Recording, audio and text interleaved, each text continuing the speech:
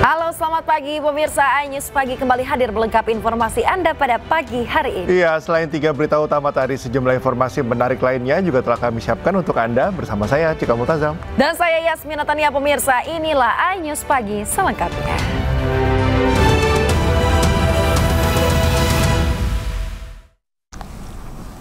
Pemirsa, kita awali informasi iNews Pagi hari ini terkait dengan ledakan tabung gas mengakibatkan kebakaran rumah di kawasan Kembangan, Jakarta Barat. 12 mobil pemadam kebakaran diterjunkan ke lokasi untuk memadamkan api.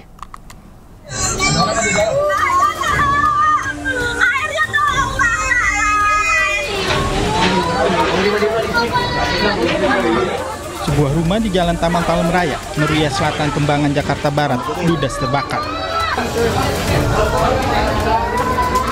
Besarnya kobaran api membuat warga panik dan berusaha menyelamatkan barang berharga.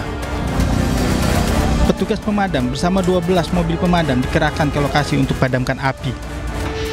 Usai 1 jam berjibaku, petugas akhirnya berhasil memadamkan api. Diduga api berasal dari ledakan tabung gas berukuran 3 kg. Tidak ada korban jiwa dalam peristiwa ini. Kasus kebakaran pun kini ditangani Polsek Kembangan, Jakarta Barat. Dari Jakarta, Mifatul Gani, iNews melaporkan. Pemirsa, 4 remaja yang sedang pesta minuman keras di Makassar, Sulawesi Selatan digerebek polisi. Puluhan botol berisi minuman keras tradisional siap jual turut disita polisi.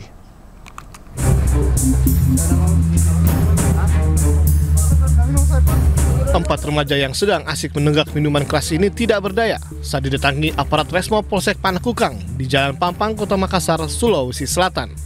2 remaja diantaranya diketahui merupakan pelaku tawuran. Polisi lalu menyisir sekitar tempat pesta minuman keras ini dan mendapati warung yang menjual minuman keras tradisional jenis balok di Jalan Adipura. Polisi menangkap 1 pria diduga penjual miras dan menemukan puluhan botol berisi minuman keras tradisional jenis balok yang sudah dikemas dan siap jual dan uang hasil penjualan.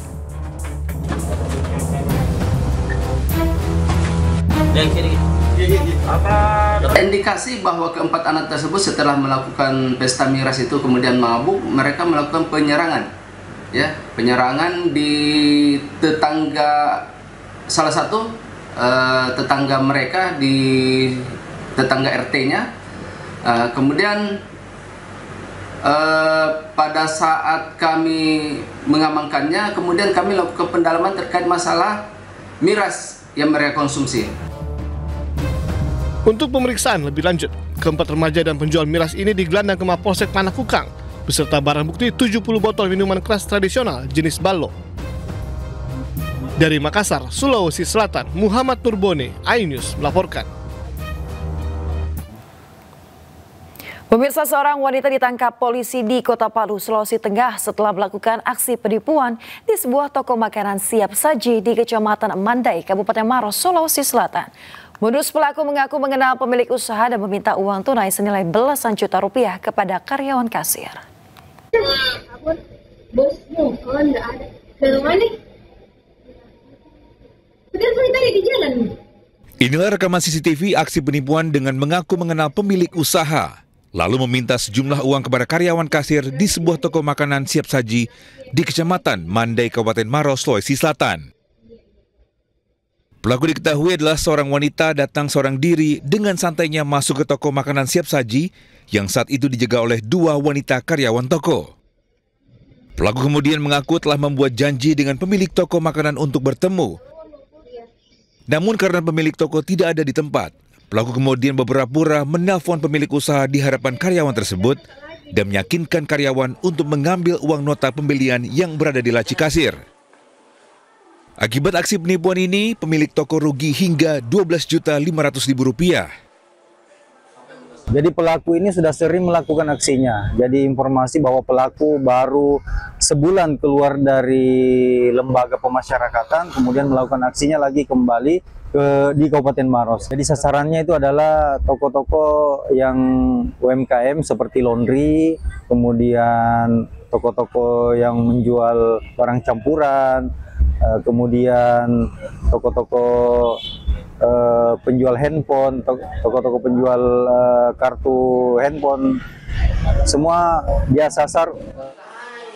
Akibat perbuatannya, kini pelaku masih menjalani proses penyelidikan oleh pihak Polsek Mandai dan terancam pasal penipuan dan penggelapan dana ancaman di atas 5 tahun penjara.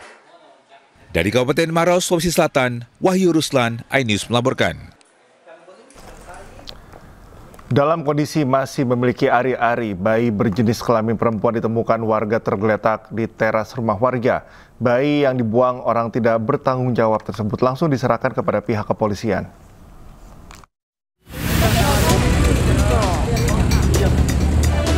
Bayi perempuan ini ditemukan warga di perumahan Puri Lestari, Kelurahan Paraklawe, Kecamatan Lubuk Begalung, Kota Padang di atas sofa di teras rumahnya. Saat ditemukan, kondisi bayi masih memiliki ari-ari, bahkan tubuhnya belum sempat dibersihkan. Diduga bayi malang ini baru saja dilahirkan beberapa jam sebelum ditemukan pemilik rumah. Nyo sedang menangis, awak tengok. Awak tengok satu, awak imbau warga. Tidak mengetahui siapa orang tua si bayi, warga langsung menghubungi pihak RT. Warga menduga si bayi sengaja dibuang oleh orang tidak bertanggung jawab. Warga pun langsung melaporkan penemuan bayi ini ke pihak kepolisian. Tindak lanjut yang kita lakukan pertama, langkah awal kita melakukan cek TKP, koordinasi kita sama kawan-kawan di kantor, rekan dan pimpinan di Polsek. Alhamdulillah kita bersama masyarakat pemuda Palawas mengantisipasi hal yang tidak diinginkan, langsung kita bawa ke rumah sakit. Dan saya selaku anggota Polsek juga langsung berperan turun tangan, langsung membawa anak itu dan koordinasi dengan pihak AB dan U. Kasus ini sudah ditangani pihak Polsek Lubeng, Kota Padang, sementara polisi tengah memburu pelaku pembuang bayi. Dari Padang, Sumatera Barat, Budi Sunandar, iNews melaporkan. Kita beralih ke informasi lain, pemirsa. Kondisi kesehatan Joko Widodo jadi sorotan. Spekulasi tentang penyakit Joko Widodo muncul seiring perubahan kulit wajah Jokowi.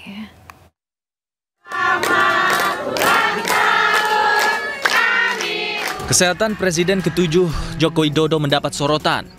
Pasalnya, kulit di wajah Jokowi mengalami perubahan yang memunculkan spekulasi tentang kesehatan Jokowi. Menurut ajudan Joko Widodo, Kompol Syarif Fitriansyah, Jokowi menderita alergi kulit yang menimbulkan peradangan. Meski ada perubahan fisik dan kulit di wajah Jokowi, Syarif mengklaim Jokowi dalam keadaan sehat. Baik, sedang proses pemulihan.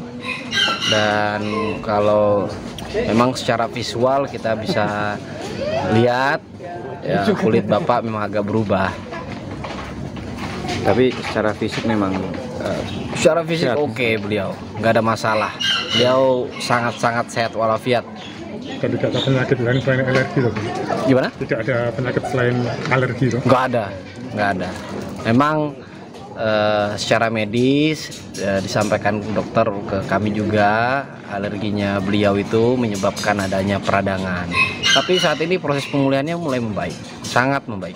Peradangannya di kulit, terutama di wajah ya nanti? Iya. Kalau autoimun itu kan beberapa banyak yang menyebut kalau Bapak itu autoimun. Autoimun. Iya. Nah itu mungkin dokter nanti yang lebih detail menjelaskan. Ucapan berisi doa kesembuhan datang dari banyak orang, termasuk dari para menteri. Salah satu yang mendoakan Jokowi adalah penasihat khusus Presiden bidang haji, Muhajir Effendi. Ia mendoakan agar Jokowi sehat selalu. Mendoakan kesehatan beliau, paling panjang umur dan selalu dijaga oleh Allah yang Maha Kuasa, agar beliau juga tetap bisa menjadi sesepuh, menjadi panutan dari rakyat Indonesia lah. Beliau kan pernah 2 periode menjadi. Sebelumnya kondisi kesehatan Jokowi diduga menurun setelah pulang dari upacara pemakaman Paus Fransiskus di Vatikan. Sejak saat itu, warga terus mendatangi rumah Jokowi sambil mengirimkan bunga dan mendoakan kesembuhan penyakit Jokowi. Tim Liputan iNews melaporkan. Sementara itu, pegiat media sosial Dr. Tifa menyebut penyakit Jokowi akibat stres berat. Meski masih dalam pemulihan, Jokowi mengaku kondisinya baik-baik saja. Pak Jokowi mau kemana, Pak? Perubahan fisik pada kulit Presiden ke-7 Joko Widodo membuat banyak pihak berspekulasi tentang penyakitnya. Pegiat media sosial Dr. Tifauziah Tiasuma menyebut penyakit Jokowi akibat stres berat. Menurut Dr. Tifa di akun media sosialnya, sakit Jokowi akibat stres berat yang memicu sistem imun dan hormon menjadi menurun. Dr. Tifa juga menyarankan Jokowi segera menjalani pengobatan intensif di rumah sakit. Sementara itu, di hadapan wartawan, Jokowi berbicara soal kondisi kesehatannya. Jokowi mengatakan kondisinya sehat dan baik-baik saja. Bahkan, ia bisa pergi berlibur bersama cucunya. Antara anak dan cucu. Kondisi secara umum seperti apa, Pak? Ya, baik-baik saja. Baik-baik saja, tapi masih dalam sedikit pemulihan. Dalam rangka liburan ya, Pak? Gimana? Dalam rangka liburan. Sebelumnya perubahan kulit yang terlihat pada wajah Joko Widodo membuat masyarakat prihatin. Ucapan dan doa mengalir untuk Jokowi agar selalu sehat dan penyakitnya segera sembuh. Tim Liputan iNews melaporkan. Pemirsa, sebuah truk ekspedisi yang melaju dari arah Bekasi menuju Surabaya terbakar di Jalan Tol Kanci Pejagan, Kabupaten Cirebon, Jawa Barat. Meski sopir sempat menepikan kendaraannya, namun arus lalu lintas di ruas tol sempat macet.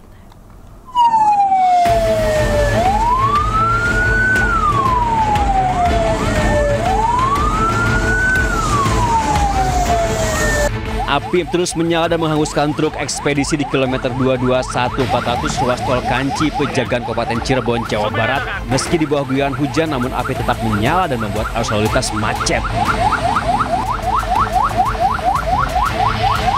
Untuk memadamkan api, 4 unit pemadam kebakaran Kabupaten Cirebon dan pengelola tol Kanci Pejagan dikerahkan ke lokasi. Menurut sopir, ia baru mengetahui jika kendaraan yang terbakar setelah diteriaki oleh pengendara lain. Ini bawa apa aja ini dalamnya, Kang? Bawa barang, kurang tahu dalamnya, cuman ini barang paket. Truk ekspedisi. Rencana dari mana mau kemana, Kang? Dari Bekasi mau ke Surabaya. Belum diketahui penyebab kebakaran tersebut, sementara kasusnya kini ditangani unit laka lantas Polresta Cirebon. Dari Cirebon, Jawa Barat, Iskandar, iNews melaporkan. Pemirsa, kecelakaan maut terjadi di Kabupaten Tuban, Jawa Timur. 2 pelajar perempuan menjadi korban setelah sepeda motor yang mereka tumpangi bertabrakan dengan sebuah bus pariwisata yang sedang mencoba mendahului kendaraan lain. Kedua korban tewas di lokasi kejadian dan evakuasi ke kamar jenazah RSUD Dr. Kusuma Tuban.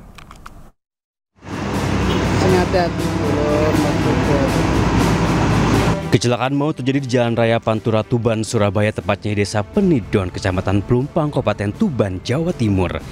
Kecelakaan bermula saat bus pariwisata PO Davatur melaju dari arah Tuban menuju Surabaya. Saat mendekati lokasi kejadian, bus mencoba mendahului sebuah truk di depannya dengan bergerak ke lajur kanan. Namun nahas dari arah berlawanan melaju sepeda motor yang dikendarai 2 pelajar putri, yakni Dewi Masitoh dan Asasun Nazahatil. Benturan keras pun tidak terelakkan. Salah satu pelajar tewas di tempat setelah terpental sejauh 6 meter. Sementara 1 pelajar lainnya sempat dilarikan ke rumah sakit, namun nyawanya tidak tertolong. Untuk supir sekarang posisinya kita amankan di Polres karena sementara dimintai keterangan dan diminta pertanggungjawaban atas meninggalnya dua korban tersebut. Polisi telah menggelar olah tempat kejadian perkara, sementara sopir bus menjalani pemeriksaan di Polres Tuban. Dari Tuban, Jawa Timur, Pipit Tibawanto, iNews melaporkan. Viral pemirsa, oknum polisi terekam kamera warga memalak pengendara motor. Saat ini, oknum polisi tersebut telah diamankan dan mendapat hukuman berguling di aspal.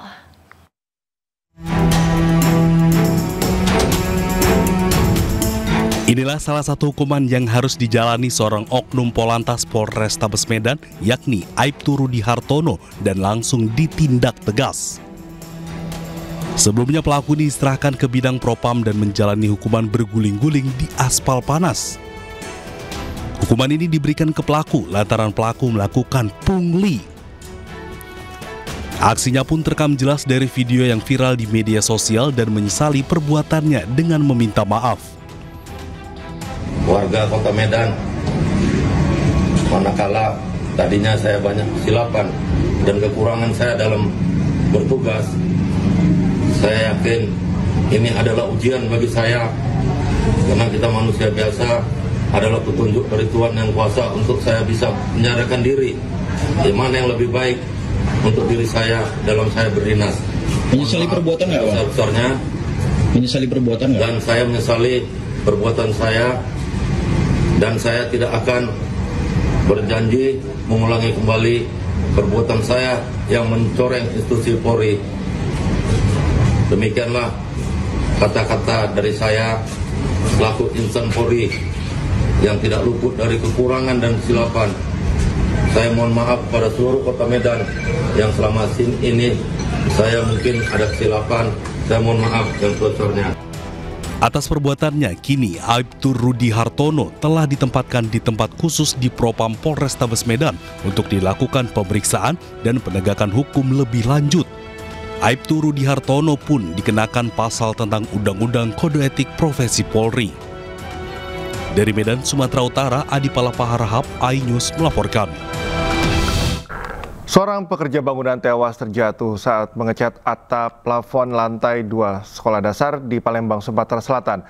Peristiwa itu akibat steger kayu tempat korban berdiri roboh.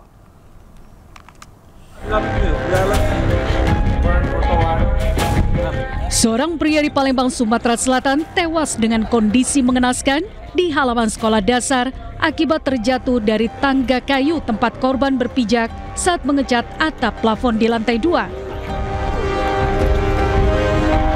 Petugas kepolisian Polrestabes Palembang langsung melakukan olah tempat kejadian perkara dengan menyita barang bukti serta mengevakuasi jasad korban ke rumah sakit.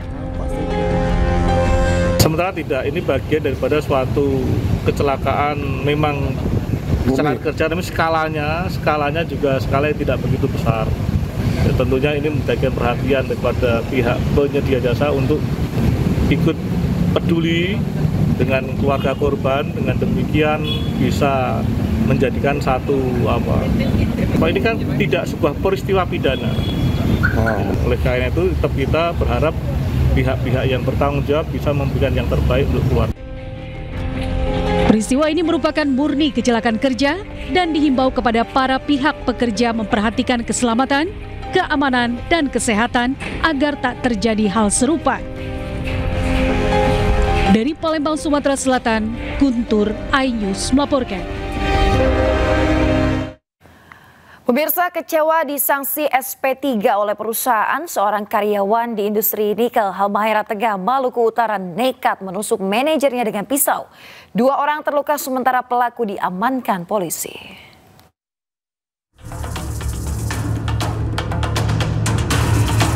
Kamera pengawas di perusahaan industri nikel PT Indonesia Weda by Industrial Parks di Kabupaten Halmahera Tengah merekam aksi penyerangan dan penusukan karyawan terhadap seorang manajer.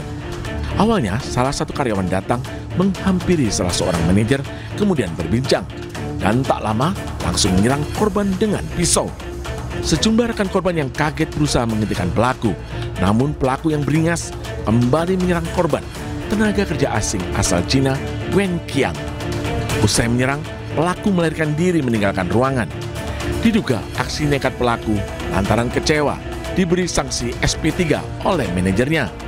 Ini pelaku sudah diamankan oleh tim Resmob Satreskrim Polres Halmahera Tengah.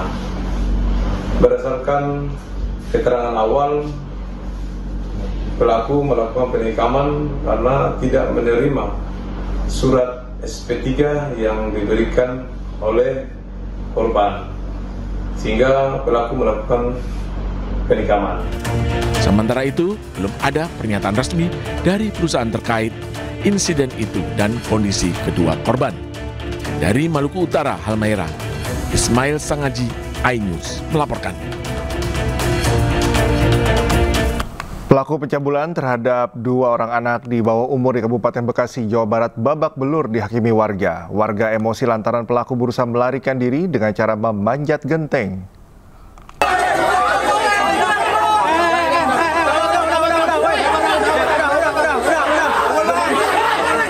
Kemarahan warga tidak terbendung saat melihat pelaku pencabulan berusaha melarikan diri.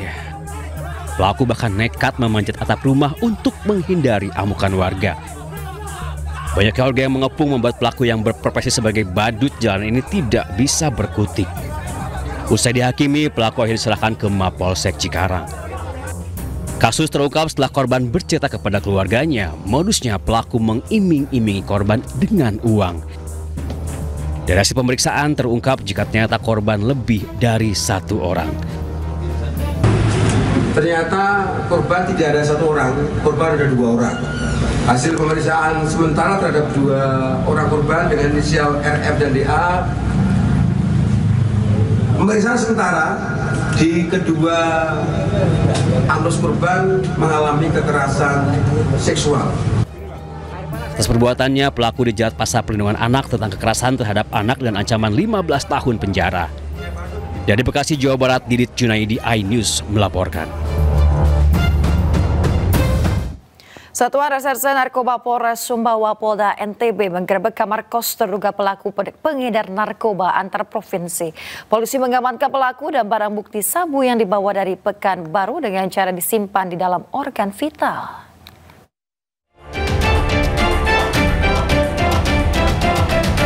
Satres Narkoba Polres Sumbawa menyergap kos milik terduga pengedar sabu berinisial H, 34 tahun, warga Batam di Desa Usarmapin, Alas Barat, Nusa Tenggara Barat.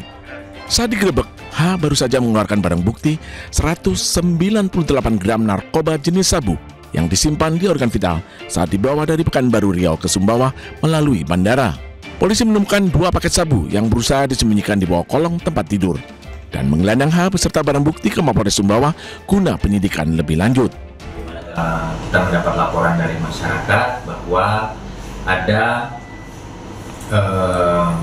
pelaku tindak pidana narkoba sudah melakukan penangkapan dan penggeledahan di kamar kos tadi yang milik saudara N, dan ditemukanlah barang bukti terlampir ini. Yang satu ketemu di lantai sudah dalam keadaan terbuka dan satunya di bawah ranjang. Kini pengedar sabu yang mengaku mendapat upah 10 juta per paket dijerat dengan pasal narkotika dengan ancaman hukuman pidana mati atau penjara seumur hidup. Dari Sumbawa, Nusa Tenggara Barat, Topan Iswandi, iNews melaporkan. Pemirsa, terungkap pendaki asal Brasil Juliana Marins meninggal dunia dalam waktu singkat karena mengalami luka organ dalam akibat benturan tumpul di Gunung Rinjani, Lombok, Nusa Tenggara Barat. Hal tersebut diketahui dari hasil otopsi di Rumah Sakit Bali Mandala Denpasar, Bali.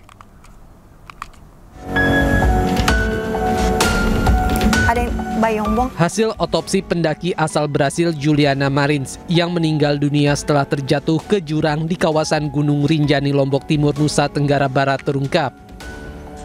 Dokter spesialis forensik Rumah Sakit Bali Mandara, Dr. Ida Bagus Putu Alit mengatakan, dari hasil otopsi diketahui penyebab kematian Juliana yakni luka karena benturan keras yang menyebabkan pendarahan di beberapa bagian tubuh.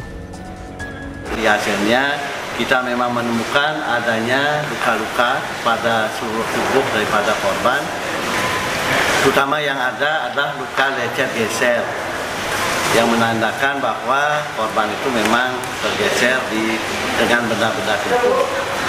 Kemudian kita juga menemukan adanya patah-patah tulang, terutama di daerah dada, bagian belakang, juga tulang punggung dan paha. Dan kemudian dari patah-patah tulang inilah terjadi kerusakan pada organ-organ dalam serta perdarahan. Nah, sehingga kita dapat menyimpulkan bahwa sebab kematian itu adalah karena kekerasan tumpul yang menyebabkan kerusakan organ-organ dalam dan perdarahan. Bahwa kematian yang terjadi pada korban itu dalam jangka waktu yang sangat singkat dari luka terjadi. Sebelumnya, Juliana Marins, pendaki asal Brasil, terperosok di jurang puncak Gunung Rinjani, Sembalun, Lombok Timur, Nusa Tenggara Barat. Pendaki berumur 26 tahun ini terdeteksi melalui pantauan udara drone thermal dan dievakuasi di kedalaman 600 meter 24 Juni lalu. Dari Denpasar, Bali, Indira Ari, iNews melaporkan.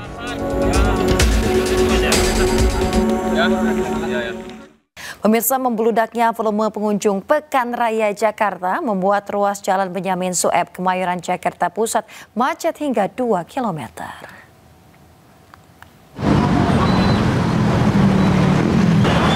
Pemirsa, arus Arus lalu lintas di sekitar PRJ, Jalan Benyamin Sueb, Kemayoran, Jakarta Pusat mengalami kemacetan panjang. Banyaknya pengunjung yang ingin memanfaatkan hari liburnya ke Pekan Raya Jakarta mengakibatkan antrean kendaraan mengular dari pintu masuk hingga ke jalan. Tidak hanya di pintu masuk, pemirsa, kendaraan yang hendak keluar dari PRJ dan menuju Jalan Benyamin Sueb juga mengalami kemacetan yang luar biasa. Kemacetan hingga mencapai 2 km mengular mulai dari pintu keluar hingga arah Sunter, Jakarta Utara. Sejumlah pengendara mengaku terjebak macet selama berjam-jam.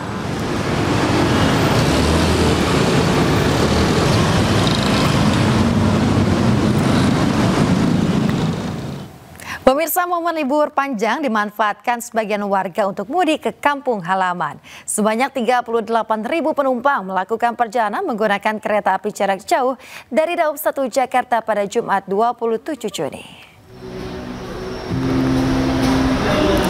Lonjakan penumpang pada masa libur sekolah dan libur akhir pekan di Stasiun Pasar Senen Jakarta terjadi pada Jumat malam.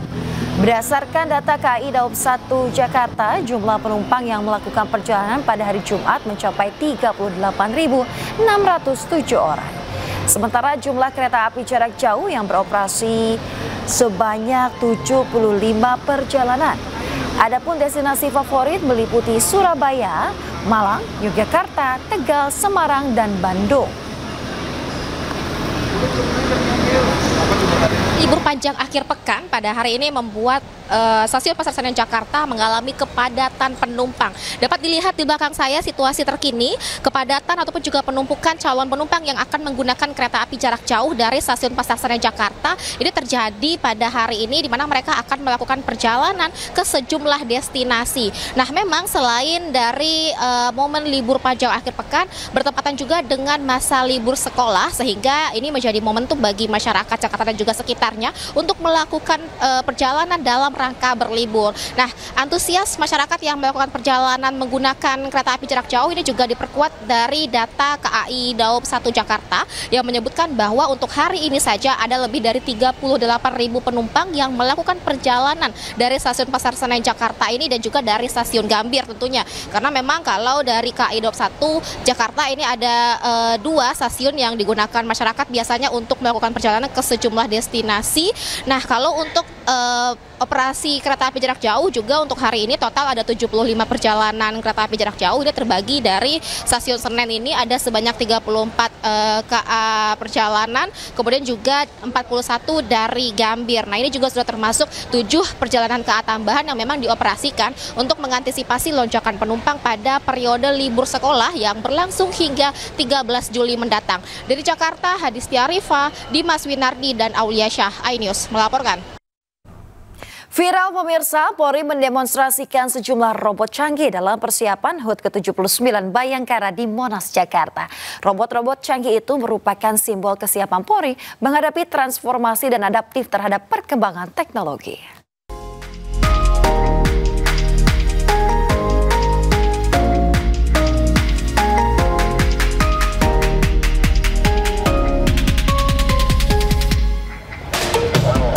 Kepolisian Negara Republik Indonesia akan meluncurkan robot baru pada hari ulang tahun ke-79 di Bayangkara Monas, Jakarta Pusat pada Selasa 1 Juli mendatang. Melalui media sosial Instagram, Polri mengunggah gambar robot super canggih yang akan membantu tugas para personelnya di lapangan.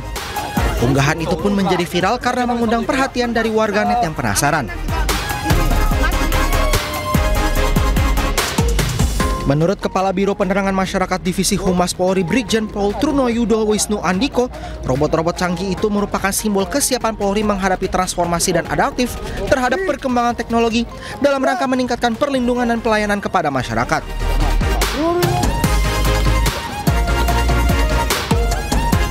Pada HUT ke-79 Bayangkara, rencananya Polri akan memamerkan sejumlah robot, diantaranya 2 robot tank, 10 robot dog, 10 robot humanoid, dan sejumlah robot lain.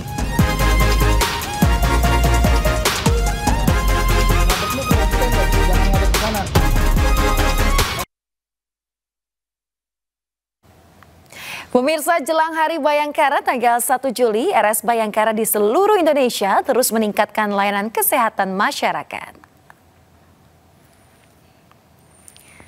Menurut Ketua Harian Persatuan Rumah Sakit Bayangkara se-Indonesia, Kombes Pol Erwin Zainul Hakim, upaya meningkatkan layanan kesehatan masyarakat tak hanya melalui penambahan sarana saja. Namun dibutuhkan juga rekonstruksi regulasi unsur pimpinan rumah sakit dalam struktur organisasi. Hal tersebut dinilai akan memperkuat peran Rumah Sakit Bayangkara sebagai pelayan publik di bidang kesehatan secara profesional, khususnya menghadapi tantangan di era modern. Langkah ini juga menjadi bakti nyata Polri di bidang kesehatan menyambut Hari Bayangkara ke-79.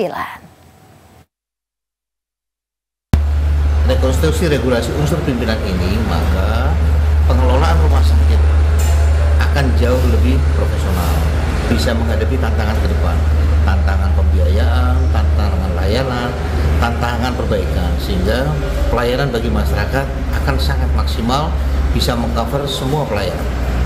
Clinical good government akan diterapkan, sehingga akan jauh lebih efisien, pengelolaan menjadi lebih baik, dan bermanfaat bagi layanan masyarakat. Ada kembali di Anyus Pagi, pemirsa. Presiden Prabowo Subianto menyambut hangat kedatangan Perdana Menteri Malaysia Anwar Ibrahim. Perdana Menteri Malaysia Anwar Ibrahim mendarat di Bandara Halim Perdana Kusuma sekitar pukul 1 siang.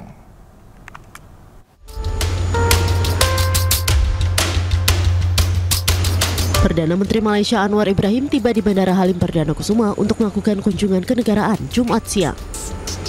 Saat turun dari pesawat, Anwar Ibrahim langsung disambut oleh Presiden Prabowo Subianto. Momen akrab keduanya terlihat pada pertemuan itu. Kedatangan Perdana Menteri Malaysia ini juga disambut upacara kenegaraan. Kemudian keduanya berangkat menuju ke Istana Kepresidenan dalam satu mobil. Kunjungan Perdana Menteri Malaysia Anwar Ibrahim sebagai bentuk komitmen kedua negara untuk memperkuat hubungan bilateral yang telah lama terjalin. Tak hanya itu, kunjungan ini juga sebagai tanggapan atas kunjungan Presiden Prabowo ke Malaysia saat konferensi tingkat tinggi ASEAN ke-46 pada 26 hingga 27 Mei lalu. Pada kunjungan ini, kedua pemimpin akan membicarakan isu-isu bilateral, menindaklanjuti hasil dari KTT ASEAN, serta bertukar pandangan mengenai perkembangan regional dan isu-isu global.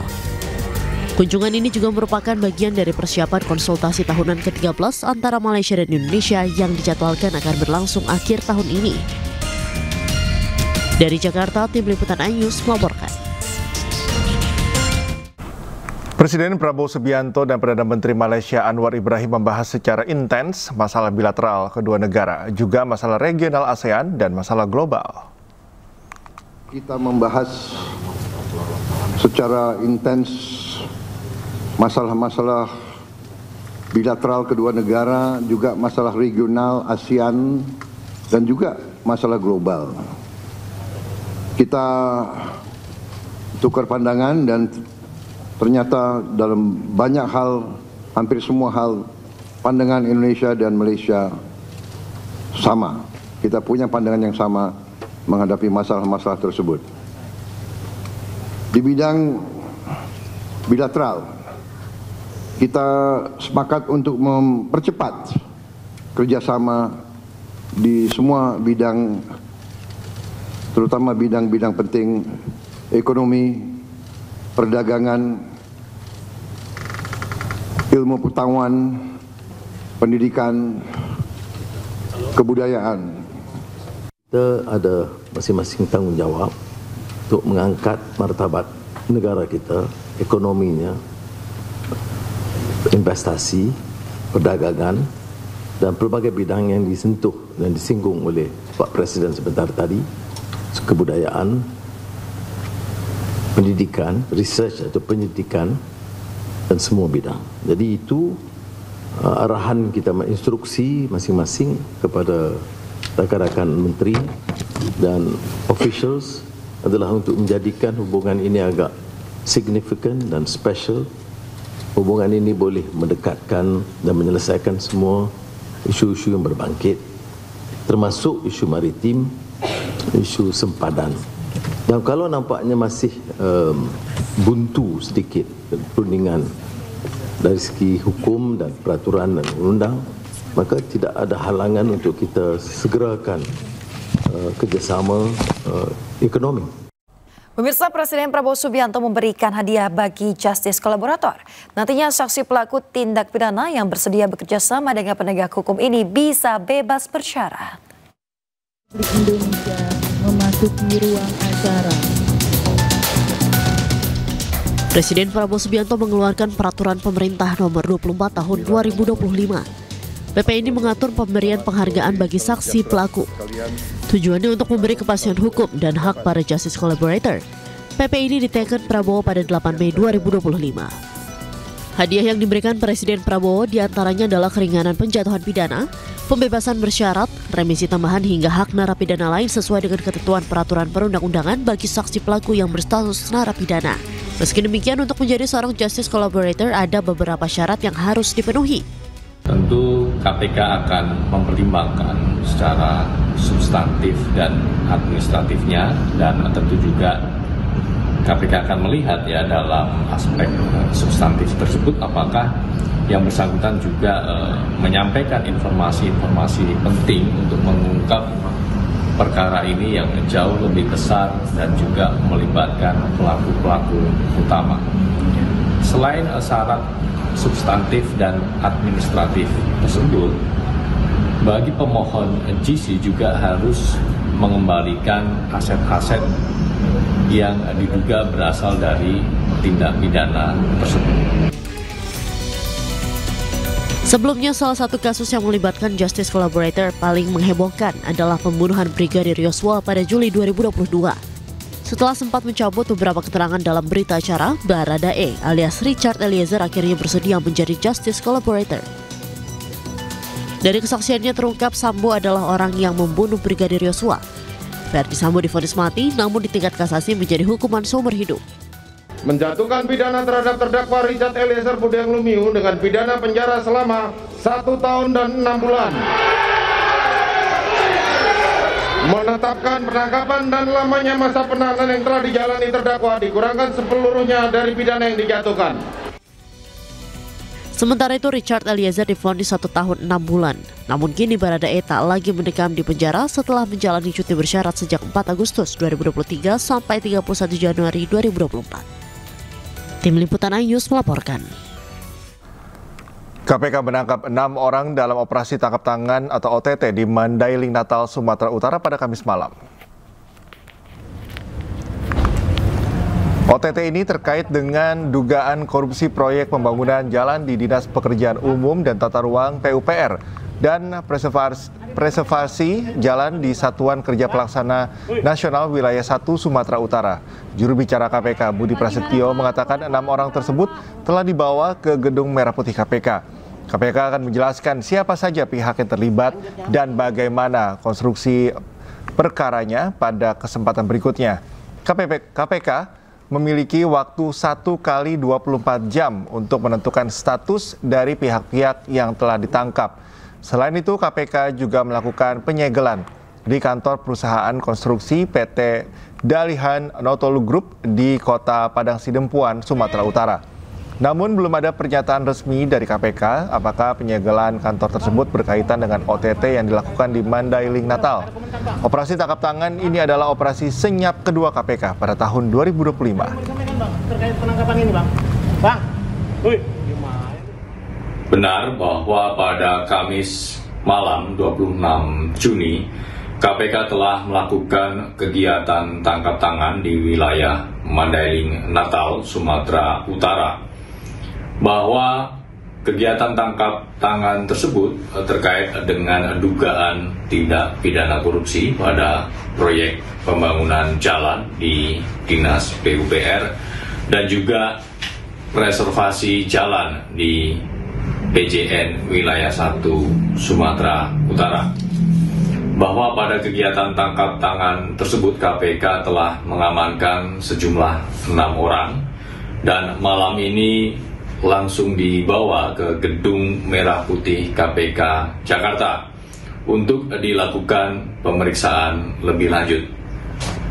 KPK tentu akan mengupdate siapa-siapa saja yang diduga terlibat dalam perkara ini dan bagaimana konstruksi utuh perkaranya pada kesempatan berikutnya. Beralih ke informasi dugaan korupsi kuota haji di Kementerian Agama, pemirsa. Pendakwa Khalid Basalamah menegaskan dirinya mendatangi Gedung Merah Putih KPK bukan sebagai tersangka. Khalid datang untuk memberikan informasi yang dibutuhkan oleh KPK.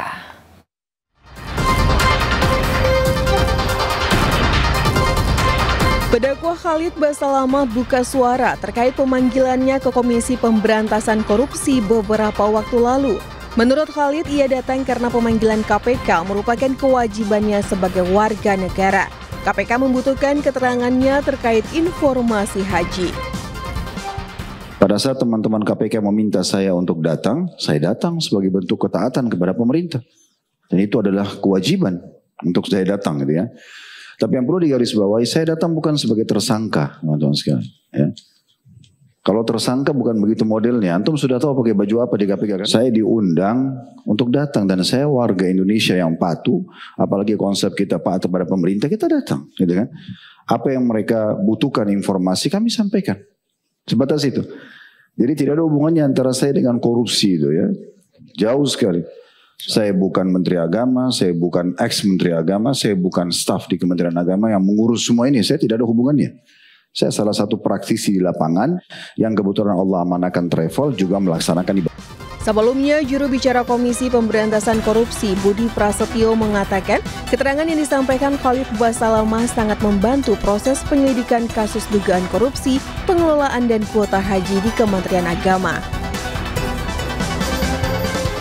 Yang bersangkutan diperiksa, dimintai keterangannya terkait dengan perkara haji dan yang bersangkutan kooperatif menyampaikan informasi dan pengetahuannya sehingga sangat membantu. 4 laporan ke KPK terkait kasus dugaan korupsi kuota haji diduga terjadi pada 2023-2024. KPK juga membuka kemungkinan untuk memanggil mantan Menteri Agama Yakut Khalil Qomas untuk diperiksa dalam kasus ini. Dugaan korupsi ini diduga terjadi saat Yakut masih menjabat.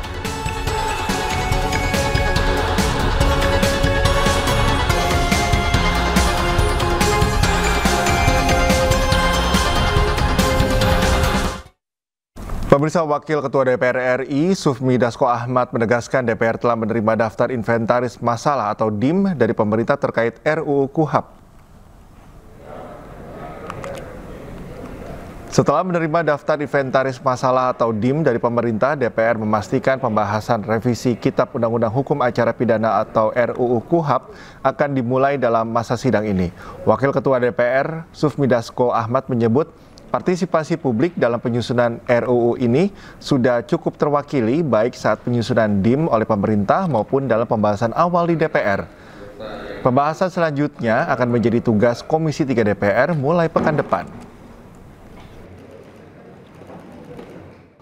Kalau RUU KUHAP dalam masa sidang ini kita akan minta kepada komisi terkait bahas karena partisipasi masyarakat baik dalam pemerintah menyusun DIM itu dirasa sudah cukup, kemudian partisipasi publik ketika DPR RI juga kemudian membahas. Polri, Wamensesnek, kemudian juga ada Ketua MK. Undang Hukum Acara Pidana atau KUHAP yang tengah digodok DPR mendapat sorotan tajam dari pakar hukum dan peneliti. Mereka mengingatkan agar tidak ada tumpang tindih kewenangan antara polisi dan jaksa yang bisa menghambat proses penegakan hukum di lapangan. Dalam diskusi publik di Jakarta Selatan, Sekjen Mahupiki Asmi Syahputra menilai revisi KUHAP berisiko membuat polisi dan jaksa saling berebut kewenangan. DPR dan pemerintah harus memastikan revisi KUHAP orientasi pada keadilan dan kepentingan publik, bukan tarik-menarik kekuasaan antar lembaga. Itu adalah pada tingkat penyelidikan maupun pada kewenangan penuntut umum. Jadi teman-teman kepolisian kepengen master of investigasi itu ada di teman-teman kepolisian dominan. Sedangkan jaksa kepengen juga masuk menjadi master of case dengan dominus litisnya. Jadi ini yang nanti akan kita petakan ke depan di RUHAP ini, dari katakanlah ada 6.000 yang daftar inventaris masalah tadi itu. Pemirsa, Wakil Menteri Pertanian Sudaryono terpilih menjadi Ketua Umum Himpunan Kerukunan Tani Indonesia atau HKTI sekaligus mengakhiri dualisme kepengurusan selama 10 tahun.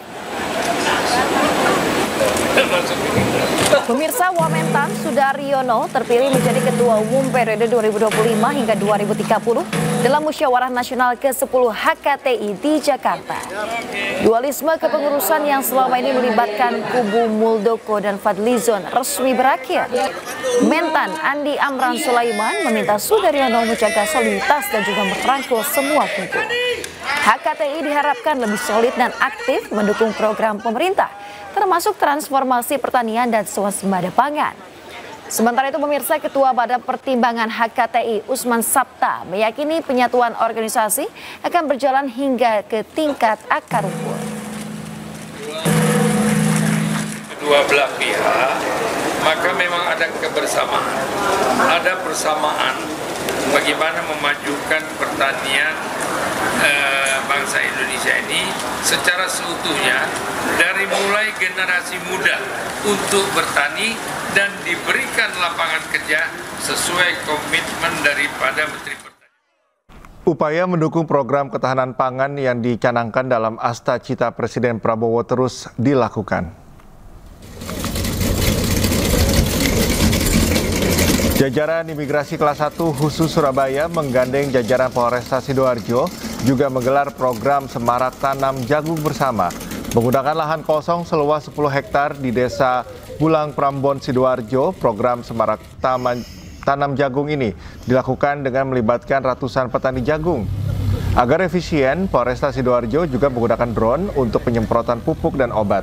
Rencananya hasil panen semarak tanam jagung ini akan diserahkan sepenuhnya kepada masyarakat di pinggiran kota Sidoarjo sebagai langkah untuk memperkuat ketahanan pangan.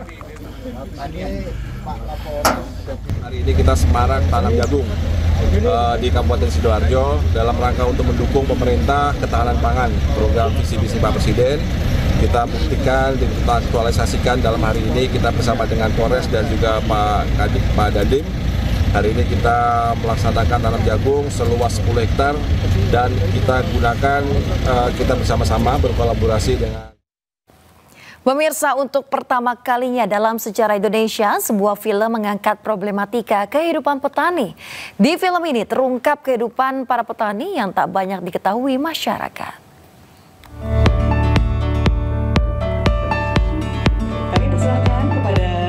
Seribu Bayang Purnama, sebuah film layar lebar diperankan oleh sejumlah artis layar lebar seperti Nugi, Givani, Martinolio, Aksara, Wani Darmawan. Gimana Mbak Givina? Iya. Film ini menceritakan tentang kehidupan para petani mulai dari modal hingga pengelolaan lahan yang membutuhkan biaya mahal.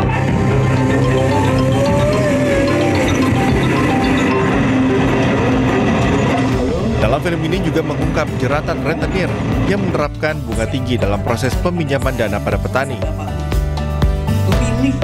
Seribu Bayang Purnama menegaskan peran penting petani dalam ketahanan pangan negeri, serta memotivasi generasi muda untuk tidak memandang sebelah mata profesi petani. Sebisa mungkin memuliakan petani dalam film ini. Jadi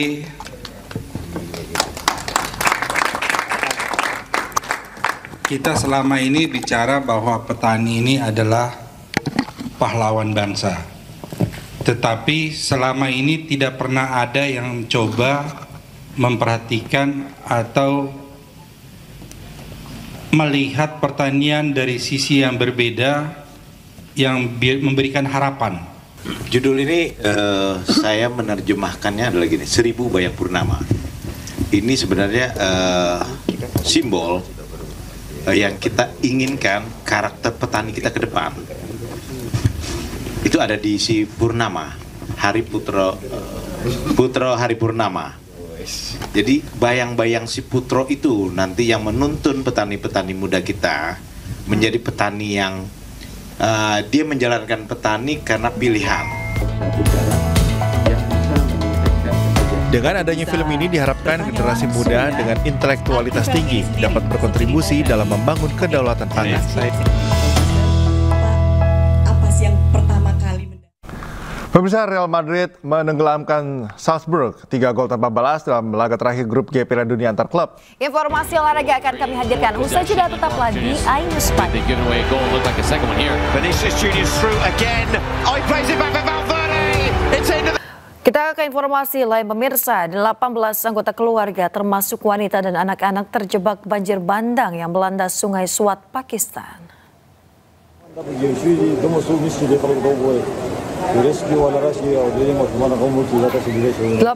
orang yang masih satu keluarga ini mencoba bertahan dari terpaan arus deras banjir bandang yang melanda Sungai Swat, Pakistan pada hari Kamis.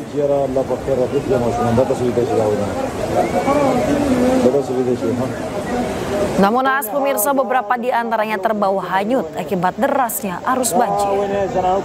Warga berupaya menolong para korban dengan peralatan seadanya. Akibat insiden tersebut, sedikitnya 4 orang meninggal dunia, 3 orang berhasil diselamatkan, sementara 11 lainnya masih dalam pencarian. Banjir terjadi setelah hujan deras mengguyur wilayah tersebut.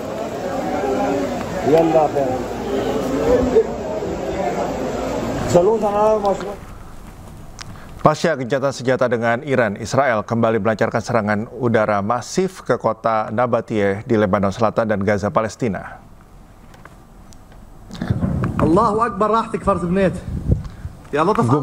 Gumpalan asap membumbung tinggi dari sejumlah titik pasca serangan Israel menghantam kota Nabatiyeh Al-Fauqa, Lebanon Selatan. Serangan menggunakan penghancur bunker ini menargetkan bangunan tempat tinggal warga yang diklaim Israel sebagai markas Hizbullah. Nampak warga berlarian menyelamatkan diri dari bangunan yang hancur. 1 orang tewas dan puluhan lainnya terluka akibat serangan ini. Allahu Akbar. Allahu Akbar, راح تكفر بنيت يا لطف الله الله أكبر.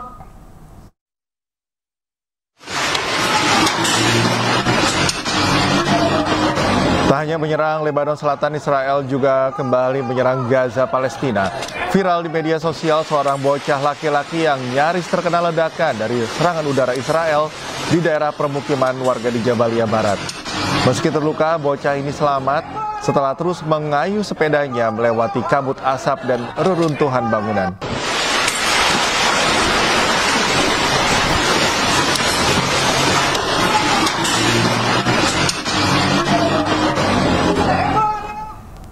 Pemirsa, Departemen Pertahanan Amerika Serikat Pentagon merilis video cara kerja bom bunker saat menembus tanah hingga meledak, seperti yang digunakan membom fasilitas nuklir Iran.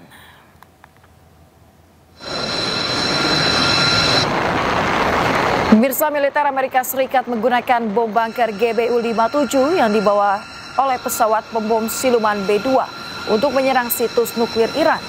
3 lokasi tersebut di Fordo, Natanz, dan Isfahan, yang mana operasi Midnight Hammer itu diklaim Amerika Serikat sukses menghancurkan fasilitas nuklir Iran.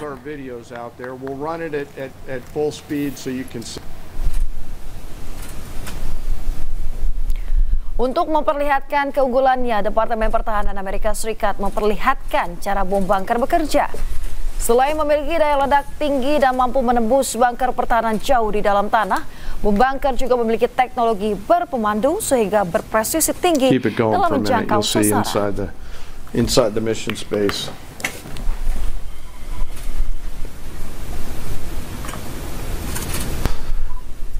Dalam kesempatan sama, Menteri Pertahanan Amerika Serikat Pete Hegseth mengamuk kepada wartawan saat jumpa pers di Pentagon pada hari Kamis.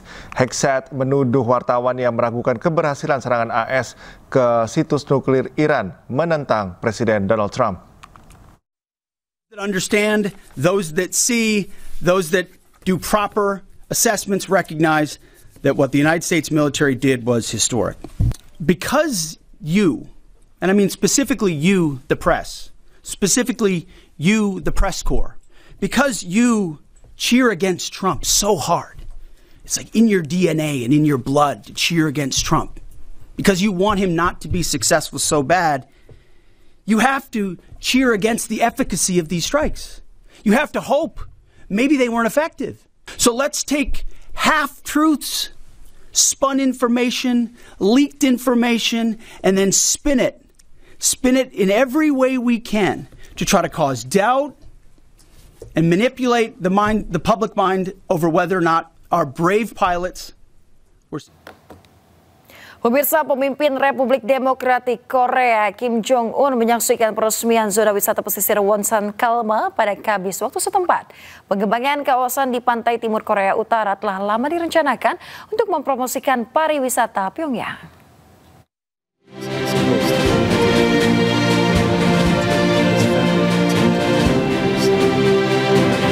Pemirsa, Kim Jong-un dan putrinya Kim Ju-ae menghadiri pembukaan resort pantai yang berisi taman hiburan dan hotel mewah. Taman hiburan mewah ini mencakup perosotan, kembang api dan juga pertunjukan budaya. Menurut kantor berita pemerintah Korea Utara, Kim Jong-un menyatakan kepuasan yang luar biasa atas selesainya kompleks resort yang dirancang untuk menampung hingga 20.000 pengunjung ini. Proyek Wonsan yang pertama kali diumumkan pada tahun 2014 mencerminkan dorongan Kim untuk mendiversifikasi aliran pendapatan Korea Utara yang terbatas. Resort tersebut akan dibuka untuk wisatawan domestik mulai 1 Juli, namun tidak diketahui apakah akan dibuka untuk pengunjung asing. Korea Utara yang menutup perbatasannya pada awal 2020 karena COVID-19 baru secara bertahap mulai melonggarkan pembatasan perjalanan sejak 2024 lalu.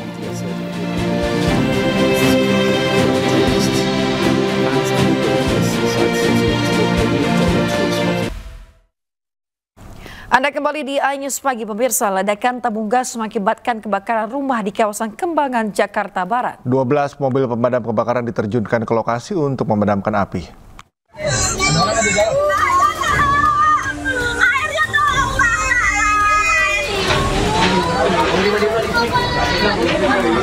Sebuah rumah di Jalan Taman Palem Raya, Meruya Selatan, Kembangan, Jakarta Barat, ludes terbakar. Besarnya kobaran api membuat warga panik dan berusaha menyelamatkan barang berharga. Petugas pemadam bersama 12 mobil pemadam dikerahkan ke lokasi untuk padamkan api. Usai 1 jam berjibaku, petugas akhirnya berhasil memadamkan api. Diduga api berasal dari ledakan tabung gas berukuran 3 kg. Tidak ada korban jiwa dalam peristiwa ini. Kasus kebakaran pun kini ditangani Polsek Kembangan, Jakarta Barat. Dari Jakarta, Mifatul Gani, iNews melaporkan. Menyambut Tahun Baru 1447 Hijriah, Syekh Idris Al-Afsi, ulama sekaligus rektor Universitas Qarawiyyin, Fes Maroko, hadir di Jakarta.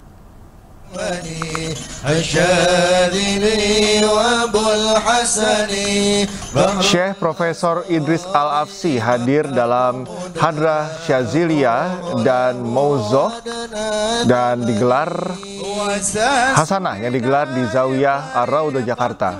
Selain itu hadir juga Kiai Haji Muhammad Daniel Nafis selaku Khodim Zawiyah Ar-Raudhah serta Kiai Haji Ahmad Marwazi Al-Batawi Al-Maki. Acara ini juga memperingati haul ke-790 Imam Asy-Syaid Syekh Abu Al-Hasan Ali Asy-Syazili serta haul ke-36 Syekh Muhammad Yasin Isa Al-Fadani. Majelis ini diawali dengan doa, khotmil Dalalil Khairat dan khotmil Quran sebanyak 7 kali. Yang berpuasa itu baik selain atau setelah bulan Ramadan. Lalu Sayyidina Ali menjawab, saya belum pernah menemukan seseorang yang bertanya seperti ini, kecuali satu orang yang pernah bertanya ke hadirat baginda Rasulullah SAW. Dan beliau ketika ditanya seperti itu, Kanjeng Nabi menjawab, berpuasalah di bulan Allah yang mulia, yaitu bulan Muharram, bulan di mana Allah menerima taubat para hamba-hambanya, dan bulan di mana hamba-hambanya banyak yang memohon pertobatan, permohonan ampun kepada Allah Subhanahu wa Ta'ala. Pemirsa, ratusan warga berebut gunungan hasil bumi dalam tradisi grebek gunungan menyambut Tahun Baru Islam di kaki Gunung Semeru, Lumajang, Jawa Timur. Sementara di Bekasi, Jawa Barat, pemirsa, sebuah gereja Katolik menggelar ibadah misa dengan nuansa adat Jawa.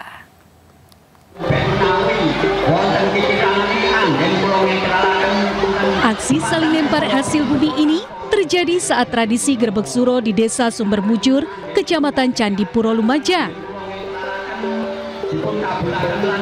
Ratusan warga yang telah menunggu sejak pagi tidak sabar dan langsung berebut gunungan meski prosesi doa baru saja dimulai. Akibatnya banyak buah dan sayur yang terbuang. Dalam tradisi ini, sebanyak 26 gunungan hasil bumi diarak keliling desa sebelum diperebutkan.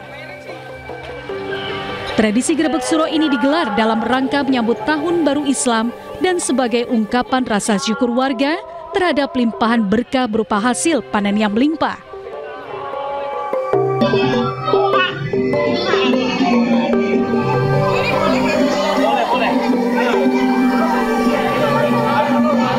Di Bekasi, Jawa Barat, malam 1 Suro juga dimeriahkan untuk berebut gunungan oleh umat Katolik.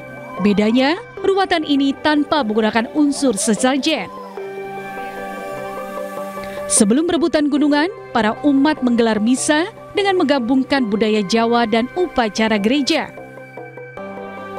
Dalam misa di Gereja Santo Arnoldus Johnson ini, seluruh rangkaian dilaksanakan dengan adat Jawa, mulai dari bahasa, iringan musik gamelan, termasuk pakaian yang digunakan.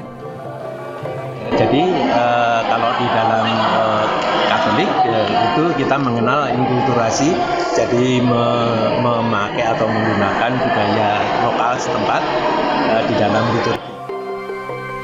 Dengan gelaran ini, gereja berharap dapat menghadirkan wujud iman yang membaur dengan budaya lokal tanpa menghilangkan makna rohani.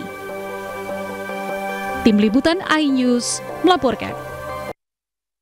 Pawai menyambut Tahun Baru Islam 1 Muharram 1447 Hijriah di Palangkaraya, Kalimantan Tengah berlangsung meriah.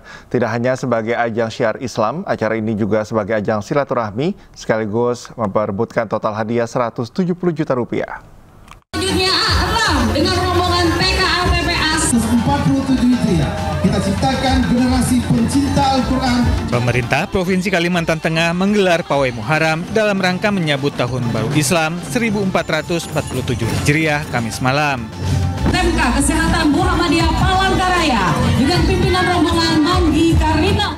Pawai dilepas Gubernur Kalimantan Tengah Agustiar Sabran yang didampingi Wakil Gubernur Edi Pratowo serta jajaran Forkompimda.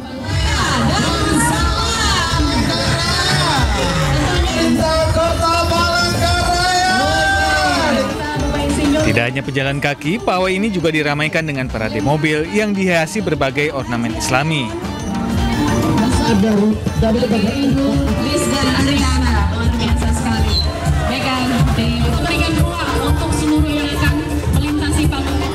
Gubernur Kalimantan Tengah Agustiar Sabran berharap Pawai Muharram ini dapat dijadikan sebagai simbol kebersamaan dan keberagaman menuju Indonesia Emas 2045.